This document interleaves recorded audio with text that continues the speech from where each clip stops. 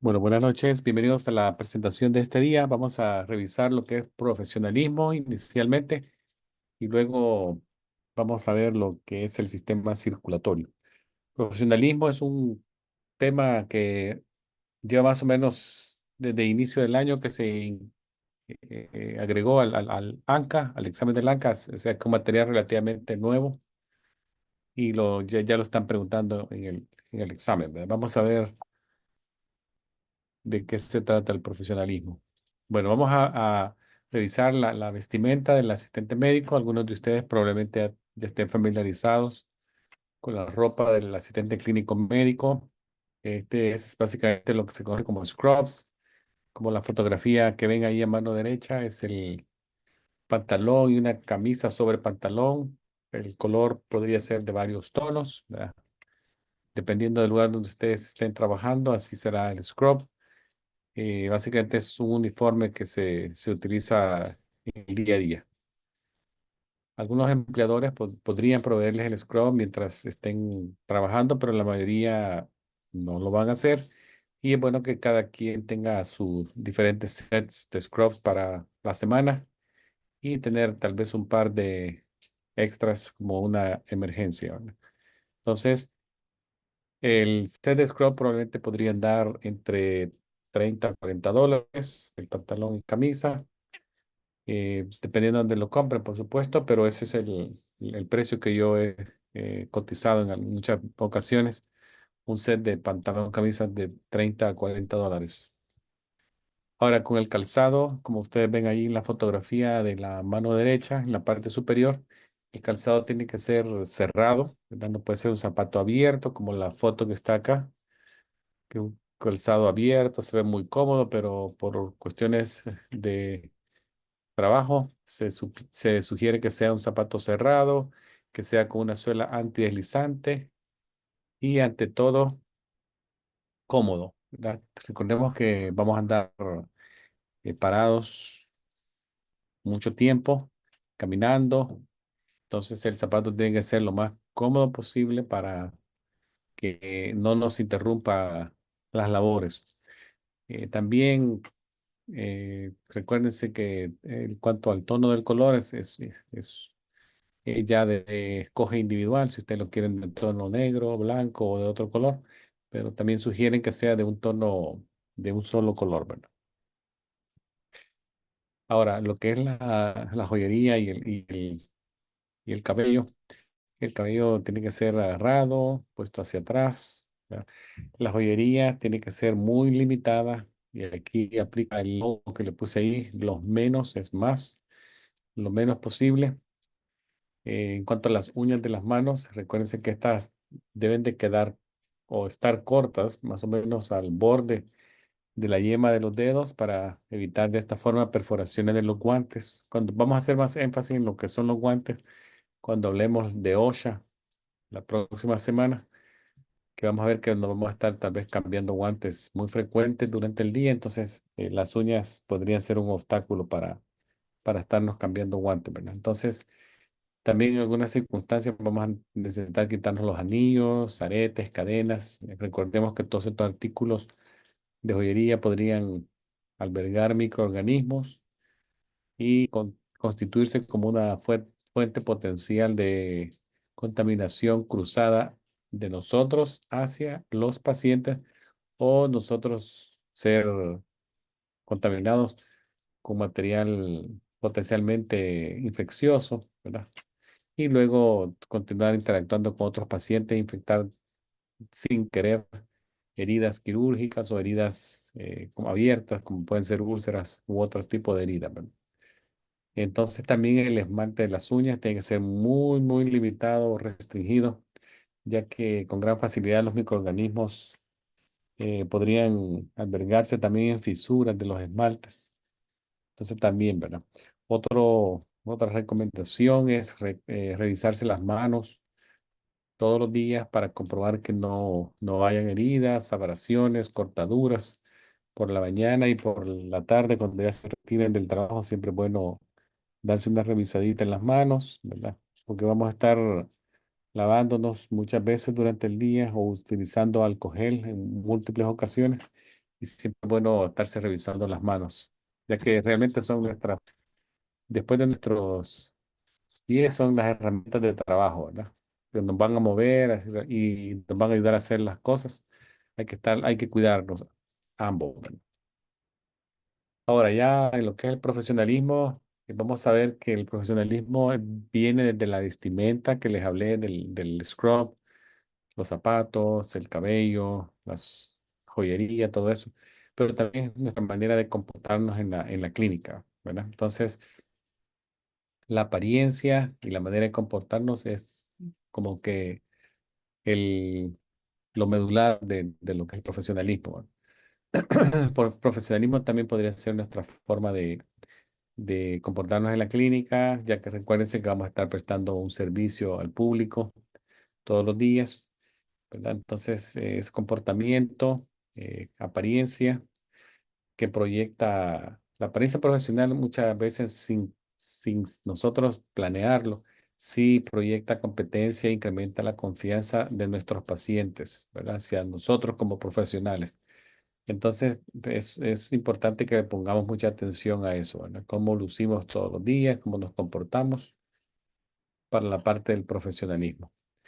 Ahí les pongo algunas características que mencionan en el libro, en el brochure que da el ANCA, donde se ven algunas características del comportamiento profesional. Entonces, una de ellas es el carácter del profesional, que es básicamente los valores que se forjan a través de la ética que nosotros tenemos en nuestros principios. La ética básicamente es lo correcto o lo incorrecto. Y esto es prácticamente parte del individuo, ¿verdad? Luego la honestidad, que es otra de las características que está por acá. Básicamente esta se proyecta cuando trabajamos dentro de nuestro alcance de la práctica. Recuérdense que cada quien tiene un alcance de práctica dependiendo en el puesto que fue contratado. Siempre que lo contratan a uno hay una descripción general del puesto y también luego vienen las descripciones ya específicas del puesto y básicamente ese es el alcance de la práctica, ¿verdad? Si nos proyectamos a trabajar dentro de ese alcance de práctica, es lo que diríamos que estamos siendo honestos con nuestra profesión, ¿verdad? Ni más ni menos, ¿verdad? Sino que el alcance de la práctica. La otra característica es confidencialidad, que esto es básicamente guardar con mucha eh, secretismo de algunos datos de los pacientes. Y de esto vamos a hablar con más detalle en otra clase cuando hablemos de HIPAA, donde se toca mucho lo que es la confidencialidad y cómo salvaguardar la información de nuestros pacientes. Entonces, recuérdense que esas son algunas características del asistente médico competente en su puesto, ¿verdad? Que son dependibilidad, honestidad, tolerancia. Ahora, la tolerancia, que es lo puse yo aquí al final, pero no por ser final es el menos importante, básicamente entiéndase como el deseo de aceptar las creencias y prácticas de otros. Y esto es muy importante actualmente, ¿verdad? Recuérdense que estamos en un mundo globalizado y muy abierto, muy flexible, en donde la tolerancia va a permitir al asistente médico clínico trabajar de forma efectiva con sus compañeros de trabajo, lo que en inglés se dice coworker, básicamente son mis compañeros de trabajo, y también trabajar efectivamente con los pacientes, ¿verdad? Recuerden que nuestros pacientes, por ser de muchas procedencias étnicas, muchos van a tener diferentes religiones, muchos orígenes culturales, muchas creencias culturales y personales. Entonces, la tolerancia es eso, ¿verdad? Que aceptemos, estemos dispuestos a aceptar esas creencias y prácticas sin prejuicio hacia ello, ¿verdad? Ahora, vamos a ver que siempre debemos de actuar con integridad y respeto hacia los demás. Y ahí es donde estaba lo de la ética que les dije. La ética, cada profesión tiene una ética. La ética médica es la que nos compete a nosotros, pero cada profesión tiene su componente de ética, ¿verdad? Que es Recordemos que la ética médica ha sido parte de la medicina desde mucho tiempo atrás. Son principios que guían nuestra carrera en el campo de la medicina. Están basados en lo que dijimos anteriormente, en la integridad, responsabilidad al servicio que prestamos hacia los individuos y las comunidades donde vamos a trabajar, el respeto hacia ellos. Entonces, eso básicamente va a guiar nuestra práctica, ¿verdad? Como asistente clínico médico, usted va a tener esa obligación, esa tarea de ser éticos y de manera razonable alcanzar las expectativas que los pacientes van a tener de ustedes, que es recibir un servicio profesional y dentro de la práctica y el alcance de su práctica, ¿verdad? Si eso no es así, básicamente están demostrando lo que se conoce como fidelidad al cargo, ¿verdad? Entonces, eso es. Ahora, en cuanto a las responsabilidades en el lugar de trabajo, aquí vamos a revisar eh, que uno de los elementos muy importantes de responsabilidad en el lugar de trabajo es el manejo del tiempo. Recuérdense que trabajamos contra reloj y es un mundo que se mueve a través de minutos y horas, ¿verdad? Muchas clínicas, y lo vamos a ver posteriormente a lo largo de estas semanas, hacen citas en base al tipo de prestación que se va a prestar a ese paciente en ese día específico. Algunas citas están ya calendarizadas para hacer 15 minutos, 20 minutos. Entonces el manejo del tiempo en forma efectiva es muy importante y es una responsabilidad del trabajo que no debemos olvidar, ¿verdad? Muchas veces el no agendar, no priorizar de forma efectiva cómo trabajamos y cómo usamos nuestro tiempo podría ser causa de estrés y ustedes probablemente lo van a ver en el futuro, que yo los invito a que planifiquen, siempre manejen sus tareas, sus actividades de forma ordenada, eficiente y que hagan una agenda de lo que van a hacer. Muchas veces no ser organizado podría causarnos mucho estrés, ya que vamos a ser presionados por nuestros jefes inmediatos, que nos atengamos a los tiempos que se han agendado para ese día y para ciertos pacientes. Entonces, siempre es bueno crear una lista de tareas para que no caigamos en esa situación de estrés. Ahora, también otra responsabilidad que tenemos, probablemente va a ser repetitivo lo que les voy a decir, es lo que les dije de la tolerancia, también en otros casos va a ser diversidad en el lugar de trabajo, ¿verdad? Esto es un rol importante que valoremos esa diversidad para el asistente médico. Em, Además de lo que ya les mencioné de las religiones, culturas, etnias, también recuérdense que la diversidad actualmente tiene que ver con idiomas.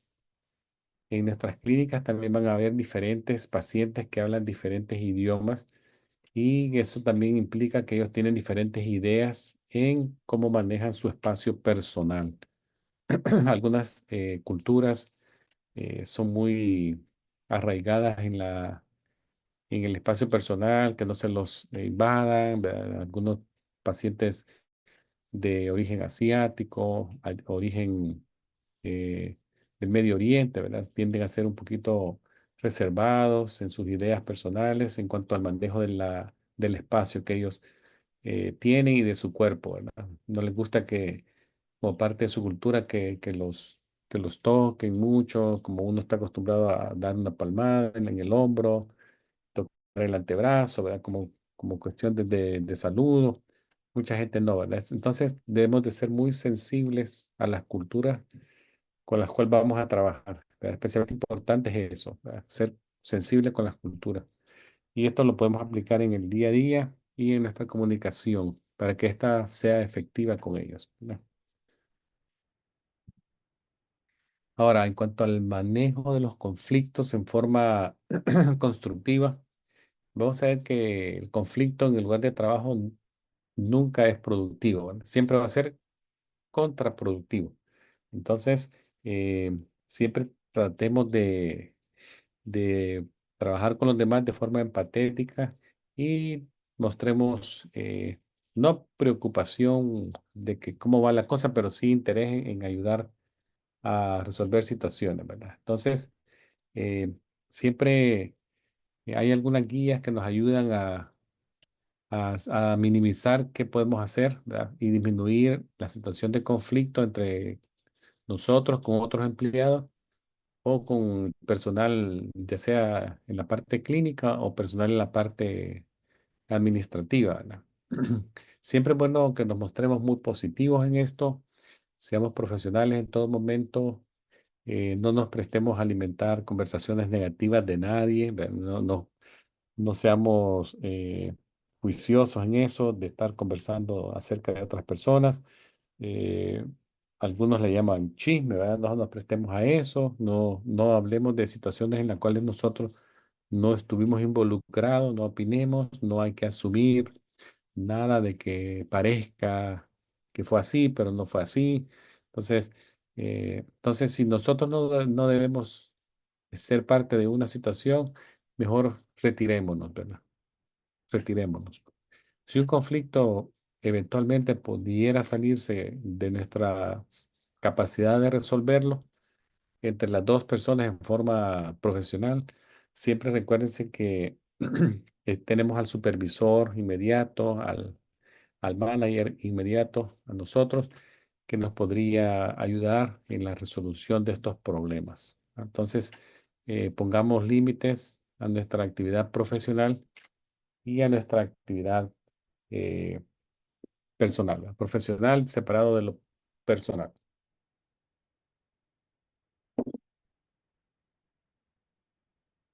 En cuanto a lo que es la comunicación profesional, se lo pongo acá como un agregado entre las dos bloques que van a venir ahora. Cuando hagamos comunicación profesional con otros, es siempre bueno prestar atención a cómo escuchamos sus mensajes. Siempre es bueno escuchar de forma activa, utilizar preguntas abiertas y no cerradas. Ya les voy a dar unos ejemplos más adelante. Siempre hablemos claro y conciso, pronunciando bien las palabras, no corramos en las frases, porque yo he escuchado muchas veces que personas hablan demasiado rápido y no entendemos, pero nosotros tratemos de que nuestro mensaje, ya sea cara a cara o vía teléfono, se entienda. A mí me ha tocado a veces escuchar mensajes que han dejado el día anterior y realmente les digo que muchas veces no se entiende ni aún en español, ¿verdad? Mucho menos en inglés. Entonces, siempre hablemos despacio, pronunciando bien las palabras y guardando las etiquetas telefónicas. Ahora, volviendo a esto de la comunicación, voy a hacer un recordatorio de esto de la comunicación verbal y no verbal, que es algo que es importante que lo separemos y lo entendamos. Por ejemplo, la comunicación no verbal y verbal. Por ejemplo, la comunicación no verbal puede ser aceptada en algunas culturas y esto es, por ejemplo, la sonrisa podría ser una comunicación no verbal, ¿verdad? Mirar a alguien a los ojos cuando hablamos, un ligero toque en el hombro a alguien podría mostrar preocupación, pero también en algunos casos, como les dije, dependiendo de la diversidad con la que estemos, podría crear también interferencia en la comunicación, entonces debemos de ser muy sensitivos en esto, ¿verdad? Gestos que utilicemos también podrían tener diferentes significados entre culturas, y seamos también eso. Entonces, siempre es importante que el asistente médico aprenda lo más posible acerca de las diferencias éticas y culturales, especialmente de aquellos grupos que ya les mencioné, un par de grupos que podrían ser frecuentes pacientes nuestros y van a verlos muy seguidos en nuestras prácticas médicas, donde ustedes van a trabajar muy pronto, ¿verdad? Entonces, esa sería alguna cosa de la comunicación verbal y no verbal, ¿verdad? Ahora vamos a seguir viendo esto de la comunicación verbal y no verbal, que tenemos la comunicación verbal ahí puede ser de dos maneras, escrita o la comunicación de forma oral, ¿verdad? Para fines prácticos, la comunicación escrita es la más formal comparada con la comunicación oral, ¿verdad? Siempre lo que hablemos, dejémoslo plasmado en el documento donde estemos trabajando, ya que si no lo escribimos, no lo dijimos, no se mencionó y no existe, ¿verdad? Entonces, importante eso. Ahora, la comunicación no verbal, ya lo dijimos, sí puede proveer mucha información que podría muchas veces ser más que palabras mismas, ¿verdad? Entonces, esta incluye, por ejemplo, lenguaje corporal. El lenguaje corporal es una forma que una persona podría utilizar en forma inconsciente de enviar señales de cómo se siente, cuáles son sus emociones y debemos de estar listos a captarla, ¿verdad? Dentro de la comunicación no verbal también incluimos otra forma que la llamamos comunicación secundaria y esta ocurre durante una comunicación oral. ¿Y qué es esto? Básicamente es el tono de la voz, el volumen de la voz, la cualidad de la voz y la entonación de la voz. Eso sería lo que se conoce como comunicación secundaria, ¿verdad? Si alguien habla en tono bien alto, con mucha entonación, mucha fuerza, un volumen alto, entonces podría percibirse por alguien como una comunicación secundaria que sea de forma, que se pueda percibir como una agresión, ¿verdad? Entonces, muchas veces estas formas de comunicarse podrían dar más información y también otra cosa de no verbal, no olviden la expresión facial, ¿ah? La posición de nuestro cuerpo, brazos cruzados, desinterés en el rostro. Muchas pacientes, por ejemplo, que están pasando por periodos de depresiones, luto, van a ver ustedes que están hablando con uno y muestran una expresión facial y posición del cuerpo bien de apático al medio, no muestran expresión ni de tristeza, ni de interés en la conversación. Y eso no tiene que ser motivo de desencanto para nosotros, ¿verdad? Que no creen que no nos están prestando atención o no les interesa lo que estamos diciendo, sino que puede ser que sea una comunicación no verbal y incluye la expresión de un paciente bajo una situación de depresión o estrés. Entonces, estos son los que se conocen como pistas no verbales. Ahí les dejo nuevamente, ¿verdad? Lo que es la comunicación verbal, dijimos oral y escrita, y la comunicación no verbal, que es la expresión, como puede ser el lenguaje corporal, como lo ven acá, extendiendo su brazo, su mano hacia arriba, su sonrisa, y cómo nos comportamos, si somos expresivos, apáticos, desinteresados, todo eso, ¿verdad?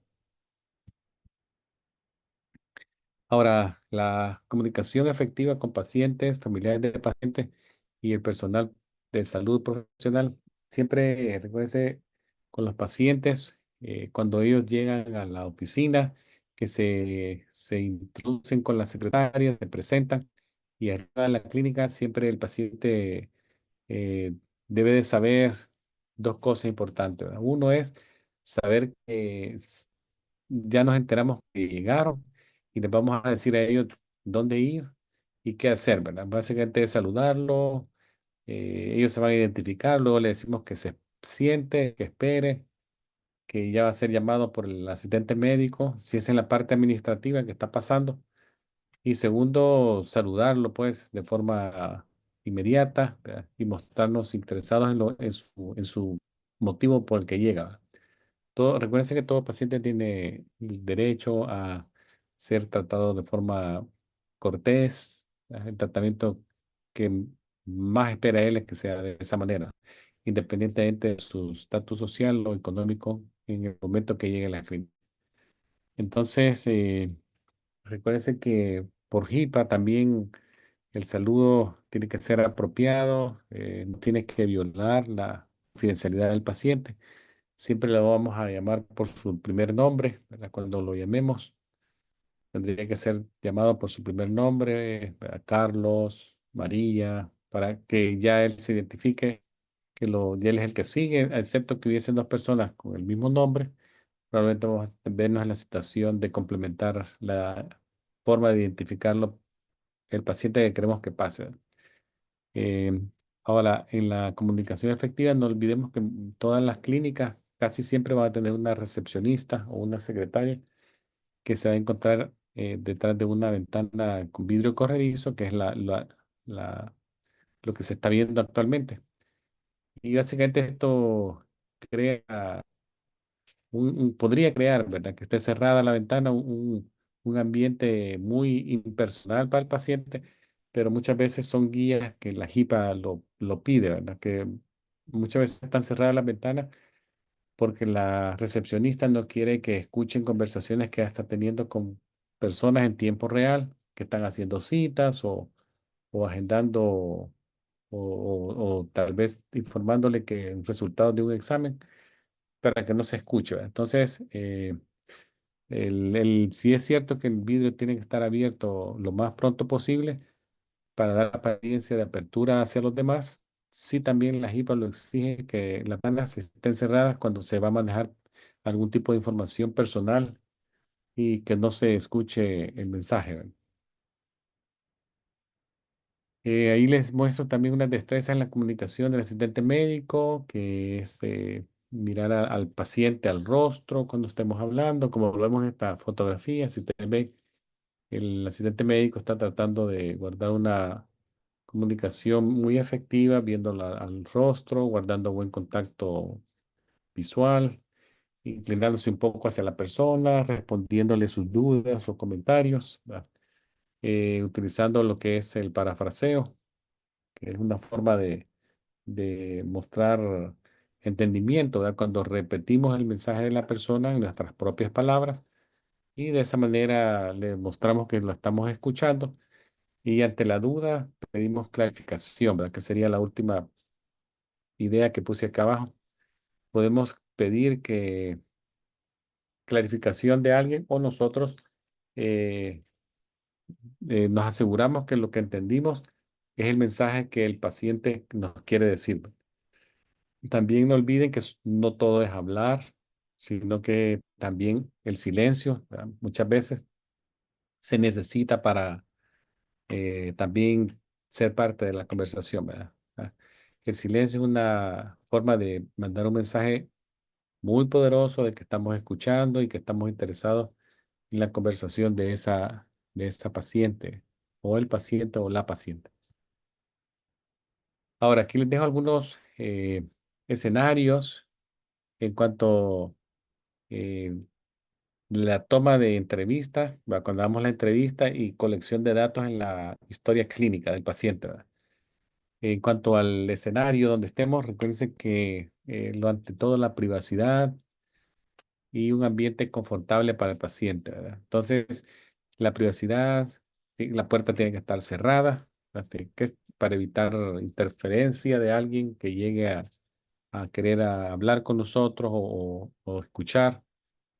Muchas clínicas también tienen un sonido que se conoce como sonido blanco para tratar de mezclar un poco la conversación con el sonido y que no escuchen las personas que estén en consultorios adyacentes. O tienen algún tipo de música tranquila de fondo, ¿verdad? Como también que se mezcle con la conversación. También cuando hagamos la entrevista, esto es muy importante y lo mencionan los libros de medicina interna, salud de la mujer, todo eso, que el paciente cuando se esté entrevistando tiene que estar todavía completamente vestido, ¿verdad? No tengamos a alguien con una gabacha, con un gown, haciendo un interrogatorio médico, ¿verdad? Porque se va a sentir un poco incómodo.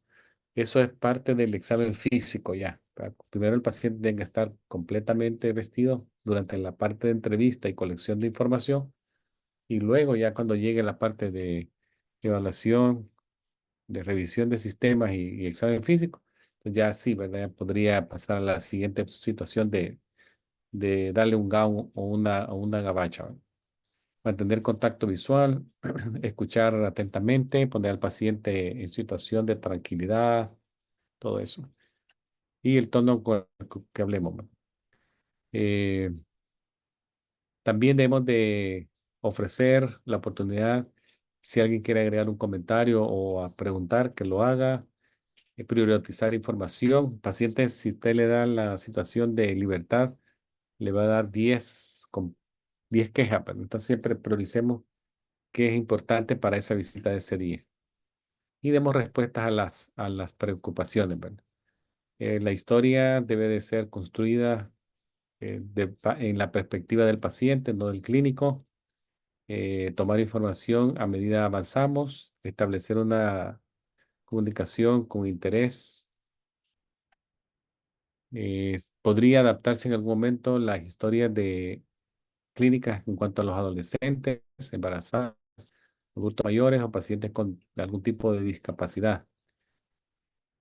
Eh, Algunas cosas que podrían ser positivas en la conversación son ser cortés, que el paciente esté confortable, que haya una buena conexión entre el asistente médico y el paciente, confidencialidad percibida por el paciente.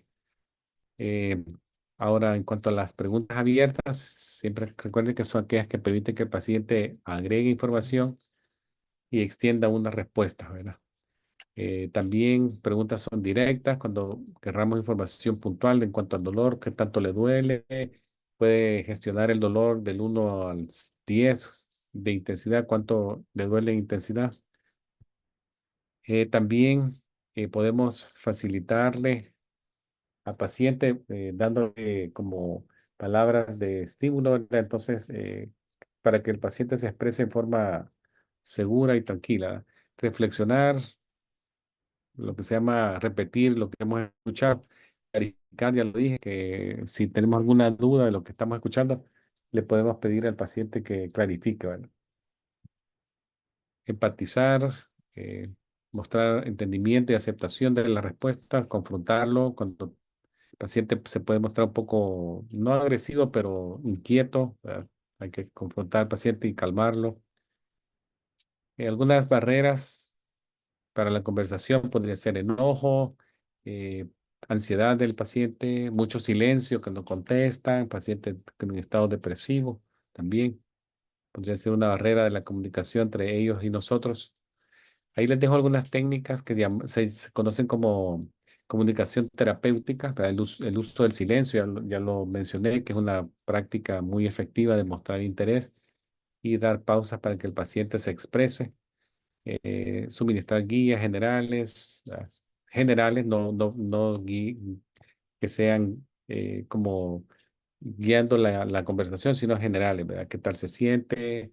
Eh, ¿Por dónde quiere que comencemos? Todo eso. Preguntas abiertas nos dan la oportunidad que el paciente exprese más información, no solamente que nos conteste sí, no, tal vez. Entonces, ¿por qué vino al hospital? Le damos un poquito de apertura. ¿Qué opina usted acerca del tratamiento que se le ofreció la vez anterior? Y algunas formas de sacar más información, ¿verdad? El uso del contacto, ya lo dijimos, podría ser que algunas culturas no lo toleren mucho, entonces contacto de forma de tocar a alguien y todo eso. Recuérdense que algunas culturas son muy cerradas en esto, entonces el profesional, ya sea el asistente médico, personal de enfermería o personal médico, tiene sí que saber diferenciar las actitudes y prácticas de los pacientes y cómo nosotros, ¿verdad? No como nosotros estamos acostumbrados a hablar con los demás, sino que con quién estamos sentados al frente.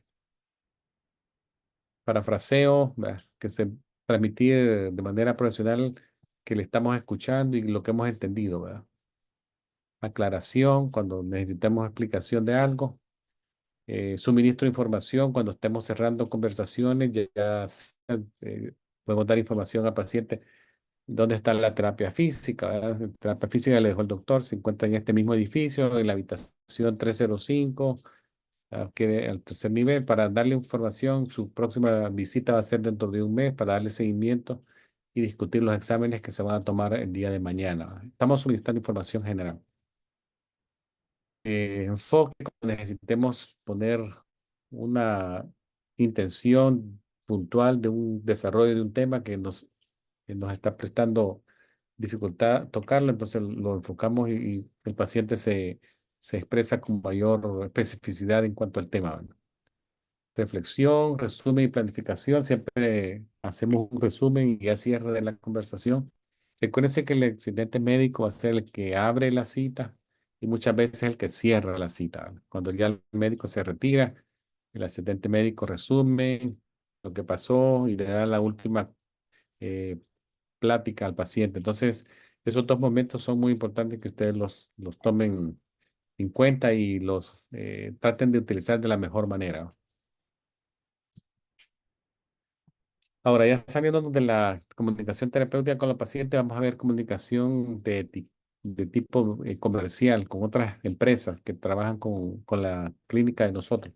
Bueno, estos podrían ser laboratorios, terapias físicas, laboratorios de flebotomía, laboratorios de radiología, centros de estudios de imágenes, como pueden ser también estudios endoscópicos, colonoscopías, endoscopías del tracto digestivo superior.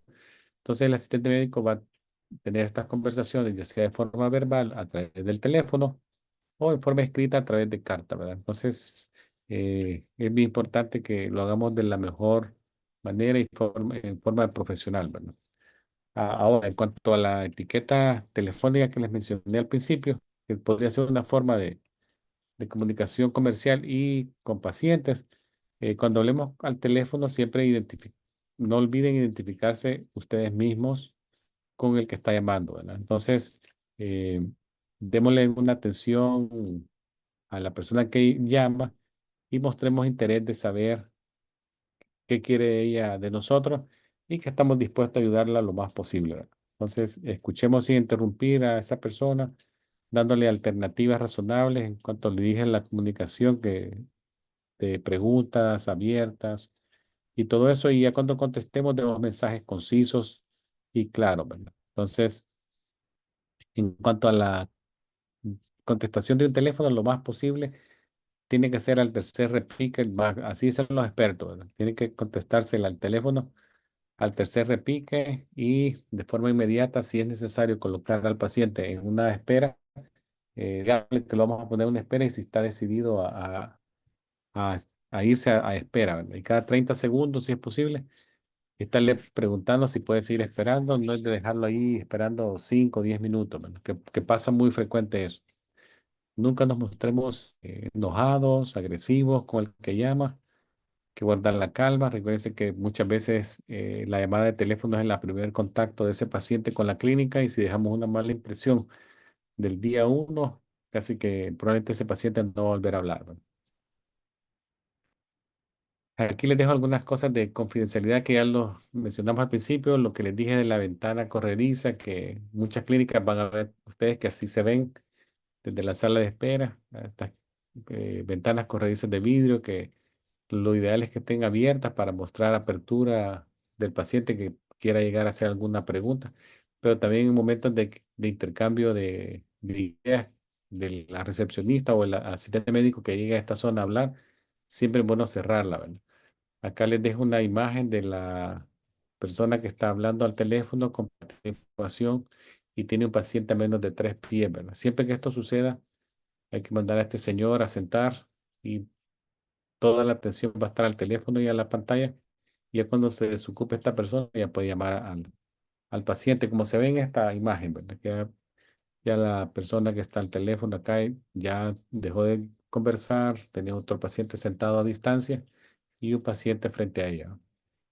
Cosas que sean sensibles de platicar, es mejor hacerlo en forma muy privada, llevarnos al paciente a un consultorio, cerrar la puerta y ya expresarle la información en forma uno a uno, ¿verdad? Como lo ven en esta foto, que él está la doctora conversando algo que fue sensitivo para la relación médico-paciente o asistente médico-paciente, entonces siempre hay que hacerlo en forma privada.